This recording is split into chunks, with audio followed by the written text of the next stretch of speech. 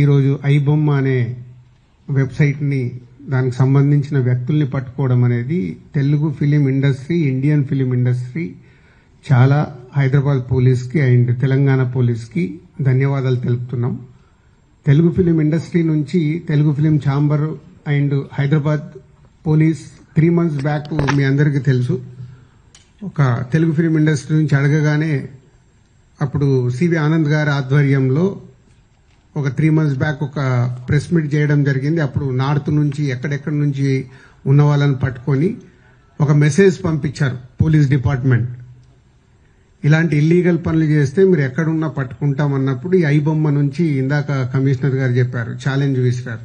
So police department తలుచుకుంటే మీరు ఎక్కడున్నా ఇలాంటి ఇల్లీగల్ పనులు చేసి అటు సొసైటీకి, ఇటు గవర్నమెంట్కి, ఇటు ఫిలిం ఇండస్ట్రీకి మీరు ఇలాంటి తప్పు పనులు చేసినప్పుడు డిపార్ట్మెంట్ మీరు ఎక్కడున్నా తీసుకొని వస్తుంది. అలాగే Telugu film chamber, Telugu film industry ఈ పైరసీ దాని మీద ఎప్పటి నుంచో మేము పోరాటం చేస్తూనే ఉన్నాము. సో ఇప్పుడు పోలీస్ డిపార్ట్మెంట్, తెలంగాణ గవర్నమెంట్, అలాగే ఇండియన్ గవర్నమెంట్ కూడా, కేంద్ర ప్రభుత్వం కూడా ఇప్పుడు ఈ పైరసీ దాని మీద చట్టాలు తీసుకొచ్చి ఎక్కడ ఇంకా ఫర్దర్ గా ఇలాంటి జరిగినప్పుడు చాలా సివియర్ గా ఉంటుంది అని మీ అందరికీ, ఈ పైరసీ చేసే వాళ్ళందరికీ హెచ్చరిస్తున్నాం.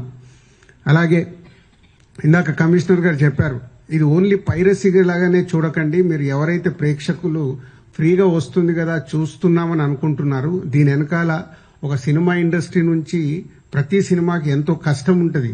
మీ ఇంట్లో ఏదో చైన్ పోయినప్పుడు మీ ఇంటిల్లి పాది ఒక షేక్ అవుతారు, గోల్డ్ చైన్ పోతే. అలాగే ఇది మాది, మా వస్తువు ఏదైనా ఇలా దొంగతనంలో మీరు చూసినప్పుడు మాకు ఎలాంటి పెయిన్ ఉంటుందో అని మీరు అర్థం చేసుకోవాలి.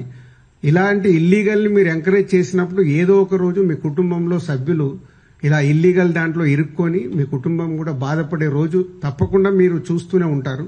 దయచేసి ఇలాంటి ఇల్లీగల్ వెబ్సైట్స్ని కానీ, ఇలా అనఫీషియల్ గా సినిమాల్ని చూడడం కానీ మానేసి, మీకు ఎలాగో మేమే ప్రొవైడ్ చేస్తున్నాం 4 వారాల్లో 5 వారాల్లో ఓటీటీలో చూసేలాగా. సో గుడ్ క్వాలిటీ మీకు 4 weeks 5 weeks లో థియేటర్లో చూడని వాళ్ళకి సినిమాలు సిద్ధంగా ఉంటున్నాయి, అక్కడ చూడండి. ఇలాంటి ఇల్లీగల్ దాన్ని ఎంకరేజ్ చేయకండి. Thank you.